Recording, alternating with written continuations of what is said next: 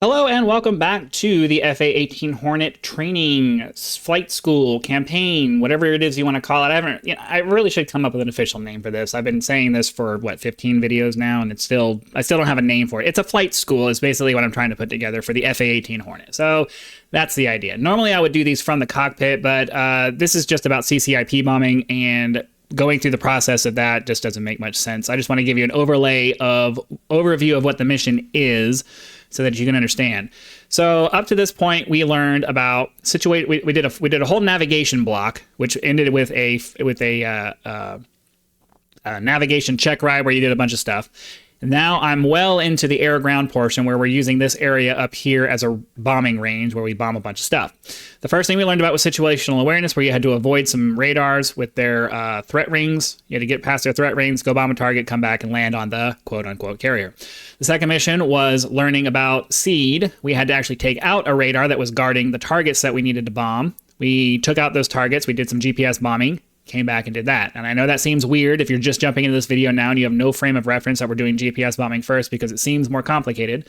But we did a lot of GPS navigation, manual data entry of GPS waypoints when we did the navigation block. So by this point, if you've gone through the flight school program, you will have had plenty of experience typing GPS coordinates in. And so it's actually easier to do GPS bombing at this point than manual CCIP stuff.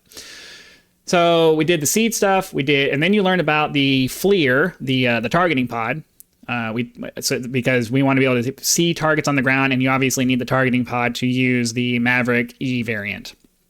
Then after that, we learned about how to use the HMD in conjunction with the FLIR to set targets on the ground and make all that easier. Now we're in the CCIP bombing, and the reason I'm doing it from this screen is because there's nothing that you need to see in the cockpit. If you know how to do CCIP bombing at all, you know what this is.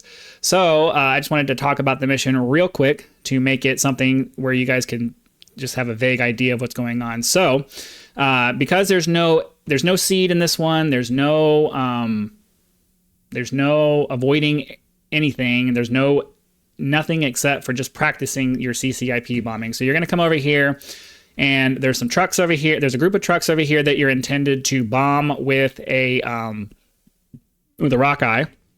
There's a tank over here that you're supposed to bomb with a 1,000-pounder. There's another tank over here that's optional that you can bomb if you had, because you're bringing 2,000-pounders with you. So you bomb the one. You have an option to bomb the second tank. You come over here, you drop a bomb on the Rockeyes, and then there's a building over here that you're supposed to hit with the 2,000-pound bomb. If you hit this one, and this one, the mission will allow you to progress and egress to waypoint 3, where you will fly back down to the quote-unquote carrier and execute a Case 1 recovery. So that's the mission. There isn't really much else to say, because this is one of the simplest missions I've put together since I started from the beginning, because most of the stuff I have has a great deal of complicated script, not scripting from a programming standpoint, but scripting from your instructor is talking to you, and I have to make sure that the information is correct, succinct, and provides you with the information in a way that is hopefully intuitive and makes it so that you can hopefully get it done the first time and not have to redo the mission again because you didn't understand something. That's the hope. But anyways, this one's super simple. This video will be super short because there isn't really much to the actual mission part of it. Most of the work was just typing out the narrations to make sure that the player understands. But, one thing I did want to highlight is I did make sure that if you follow the waypoint into waypoint 2, as you pass this truck, you will get that nice visual that you're supposed to get if you look down the left side of your aircraft and look at the truck and figure out the kind of the engagement zone when you look off to the side where you're supposed to roll into your target.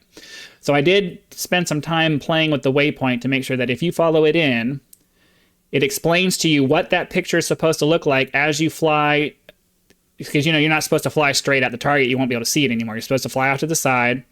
And then you watch your canopy bow, and then as a target slides past your canopy bow, you can still see it. Then you roll inverted, pull into the target, roll wings level, and then look for the crosshair, right? So I spent some time making sure that this waypoint, when you're at about 15,000 feet, which is where you really should be at, so you have enough room to dive and bomb and then pull up before you get shot down. This is set so that you'll get that nice picture as you approach waypoint 2. So that's the only other thing that I put. Scripting, like the verbal scripting, the narrations, all the narration, and then making sure that this was set up so that you got a nice picture, because I wanted to make it very clear and unambiguous as to what it should look like right before you roll in to do your CCIP bombing run. So anyways, this video is probably longer than it had to be because this is just exceedingly simple. If you're wondering what these trigger zones are, this is 50 miles out where you are supposed to report inbound to the carrier, and this is 10 miles out where you would report see you at 10. In previous lessons, in the first couple of lessons for the ground school, we did practice the Marshall stack. I don't think you practice the Marshall stack by just going around the pattern a couple of times and then landing, but we're not going to do that the whole thing because it adds a bunch of time onto the mission that is already kind of long anyways. So anyways, that's this mission. Hopefully that makes sense to you. Yeah, so that's it. So be sure to click the like button if you are seeing the value in the program that I'm putting together. Subscribe so you can watch as the program continues to develop. I still have a few more videos to put in. I still have a few more missions to put into this ground block, this air to ground block, but then I'll be done after that.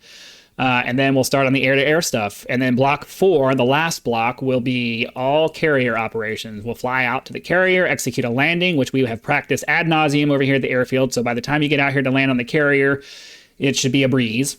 And then we'll practice, launching from the carrier, landing on the carrier in case 1, case 3, doing aerial refueling, flying out to the range, doing long missions to take off from the carrier, get out to the range, bomb some stuff, fly back, do all, it's all the procedure stuff that you're supposed to do when you're flying to a carrier. So that's the direction that we're going. But anyways, that's all I had to say about this mission. The mission itself is exceedingly simple compared to all the previous stuff that I've done. So it was actually relatively quick.